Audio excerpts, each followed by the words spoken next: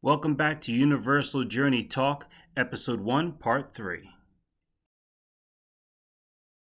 If you feel something, because your chakras are, your energy centers, that's where your emotions are, you know what I mean, in a sense, and your feeling. Um, Sometimes you can figure out in what chakras are, or out of balance, or at least you know more out of balance than others or whatever. And but a lot of times it's like going out in nature always is one thing that always helps. Like walks, being outside, and just doing things, but like just breathing the air. Like I always say, gotta have time to be outside. I love to be outside and stuff. But like from that time to now, I feel a lot more grounded. You know what I mean? And I've been, in this past year, spending a lot of time with going outside. Well, I mean, I'm always outside, but like even like while it's cold, like I still make time. Whether it's go for walks, or if we get a nice warm day, then I'll be outside, working out or doing, and that's always right from the door, good to balance your chakras in the center, get you grounded. And another ritual is like when I wake up, I like to, burn sage, or smudge my, Sage, that's good. That's good. yeah, or and that I like to do, like that. That's religious, By the way, real quickly, from what Vanessa was telling me, that burning sage and all those other things is actually really helpful on a practical level against the virus, because it kind of Yeah. it suffocates it. Filters air, and absolutely, it's yeah, absolutely. What that I mean, that's one of the first things I thought. Well, hey, at least I bet smudging, is definitely going to be very effective to that, without a doubt. I recommend everybody, that if you're worried about that, smudge your house. You know what I mean? Smudge your house with sage, and it'll definitely help filter the air, Yeah, cleanse it yeah. energetically. Yeah. Remember when we were talking about? Are you into? Vanessa and I have been kind of getting into it a little bit, into grounding. Yeah. There's, many different ways of grounding. Absolutely. I mean, it's essential. That's why, like, a simple way is like go outside, or like, well, especially when it's warm, take your feet off, your bare feet, and go out and walk in the grass. That's like right from the door. You want to get that magnetic field, like that's the earth. You want to be part of that, and then it'll help align you, get you Right. Right. grounded. That's Now, like a lot, I'm just kind of pointing that out because, like I said, I'm kind of newer to it. Like, she told me about it like about a year ago, on and off. So we try to do it, and apparently, like the concept is that, you know, once again, it's being like nature is the earth. We're from the earth, and so to think that we're separate from the earth is not good. We need to be more part of the earth, because the earth gives us, the vibrations, the energy that you wouldn't. I mean, it's like, people don't think of it that way, but the bottom line is it kind of really does. It does work. So if you want to be grounded, you need to actually have your bare feet on the ground for some certain time. I think there's certain surfaces that don't work, but most of them conduct. And then you're getting, because most of the time people live their whole life wearing socks, shoes. They're never on the actual ground, and so they're not connected to the earth. And so you're not getting, because think about like this too. The earth is essentially a living organism that's managed to live for billions of years and has energy flowing through it, and you're not even connected to it at all. Maybe you should try to be connected to it a little bit, and it may give you some type of energies that you never understood. Just, you know what I mean? Whatever. So we've been getting into it. Oh yeah, and that's exactly. But you're getting into it, and that's the thing. Like, um, I mean, things have. When I look out myself from just six, and it were just in the past 10 years, decade. I've learned like a lot has changed. You know what I mean? And a lot, I'm still working on like everything. I mean, when I realized like I don't know nothing, you know what I mean? That's when I realized it's time to really start knowing what you need to know and what really matters. What I mean, there's things I've learned that I need to know. You know what I mean? And that's good. I'm not saying that like, everything I learn is, but the majority of what I really need to know is, and compared to what I already think I know, I need to know a lot more. You know what I mean? And that's why I started with just, I don't know nothing. Whatever resonates with me, that's what I'm going to go with and look into it. If it's something I feel passionate about, then why not do it? You know what I mean? And I don't care what aspect. If you want to play guitar, you never played an instrument before, or like I started playing, taking piano lessons for the past couple of years, other than, COVID and everything going around. I slowed that down, but it really like why not learn? You know what I mean? And learn different communications or different language. Like obviously like Tesla was saying, you're talking about like the greatest scientist of the 20th century, and he said like you understand like the secrets of the universe, you got to understand the frequencies, vibrations. You know what I mean?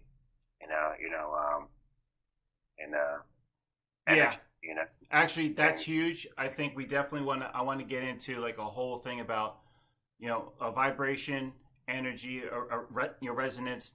A lot of people obviously know about this, but we're going to get into it from, the stuff that we've learned over time and stuff, and how it is interesting because Tesla took it from more of like a scientific perspective. I'm sure, I don't know if he was that spiritual per se about it, but he definitely made a lot of, Hey, when you look at it, it's all spiritual. That's the thing. I think when people like say spiritual or spirituality, it's always looked at it like a religious, or connotation. But really, it's all spiritual. You know what I mean? Well, okay. Spirituality, mysticism. All right. You just tapping into what you really actually need to know. Yeah. What it all is. Really. All right. Put it like this.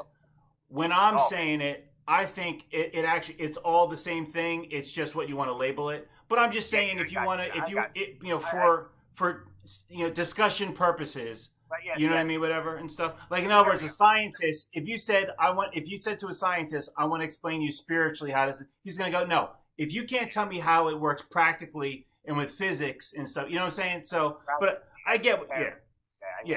So I get what you're saying. Carry on. Right.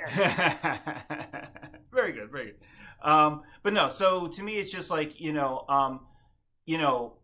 Tesla was onto some major stuff. Unfortunately, for whatever reasons, I think once you try to mess with the powers that be, they're going to, cut you off. But even still, whatever, energy, like one major truth that I found out, which really changed a lot of my way of thinking, which is that everything, matter and energy, it doesn't matter what it is, it's all sound and vibration. So once you start to put that together, that's when you start to realize, and then of course, it goes off into many other, other realities or whatever perspectives and different things. But the bottom line is, once you kind of put that all together, then it's like now you see how we literally are all connected, and how sound and vibration and energy affect everything. But it also is something that emanates from us and goes into us and out of us. And now it's just how we use it and how we understand it. You know what I mean? Whatever and stuff. So, we're definitely gonna have to go into that like a lot further. You know what I mean? Well, right, but just to collaborate on real quick on with Tesla, he was very interested into the Bhagavad Gita. You know what I mean? And those teachings, and he was really good friends and learned a lot of things from a spiritualist, or I guess Swami. I don't know his name, but a guru, and he was into the if you're going to look at that spiritual side aspect, he was into that as well. So okay, that's why I think it was great that's why it all coexists together, like rather religion, science, you know what I mean, right, spiritual, it's all it doesn't have to be put into one right. Well, that's Democrats and right. And there's no in between. There's some stuff here, liberal about, and some things, you're Mhm. conventional about it. Yeah. You know, Well, that's almost kind of like why they almost say, everything or a lot of stuff that's considered magic, or what is it? Magic is only science unexplained. You know what I right? mean? Like, so it all is Well, pretty much and that's the way to look at it. Then, like it right. doesn't say that like magic doesn't exist.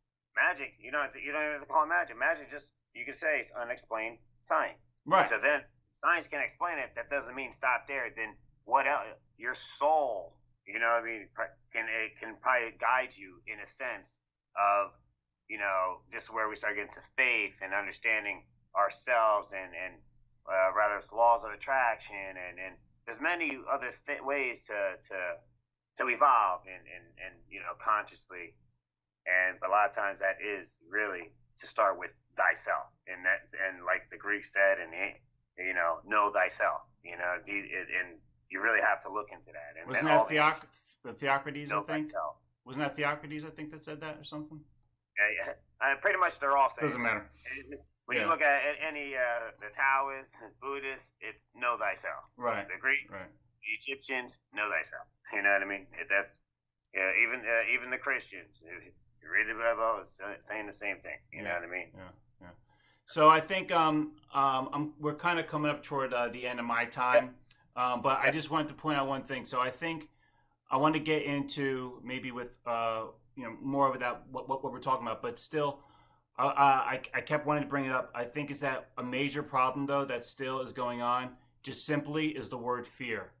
Like fear to me seems to be one of the biggest issues that we really kind of need to delve into a lot because once people are not afraid in many different ways, afraid not to be afraid to pretend to act a certain way because you're supposed to act a certain way, that I think is very dangerous because you're no longer who you are and stuff. But with the social media and with people being put on blast for having any individual thinking, it's like there's a lot of stuff going on where if you are someone that kind of thinks a different way or you really are trying to like push boundaries or whatever and stuff, it's always like, oh well, you're a crazy person or you're inappropriate or you're force or you know what I mean, whatever and stuff. So I think we'll kind of get into that a little bit more next time, whatever and stuff, because I think all of that is part of,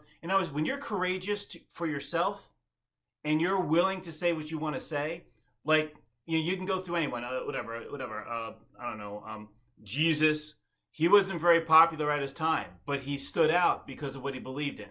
Or you can look at so many other different whatever and stuff that realized that they had a vision, they had something that they were passionate about, that they felt that could be for benefit, and because they didn't stick along with lines, no, you're supposed to act this way, do this, do that, whatever and stuff, whatever, they actually broke the boundaries and helped people to think in a different way that helps to elevate people's And sometimes it may look crazy, it may seem crazy. Right.